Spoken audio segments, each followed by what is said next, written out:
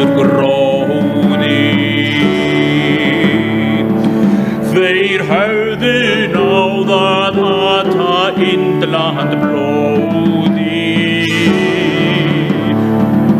Þá óhlýðni var vopn sem Gandhi brýmdi. Já, víst það að hefndin heimsinn blindar og hörmungar í valdagræðgi búa. Hin mikla sálarveröld vildi búa og vernda gæsku hugans æru lið.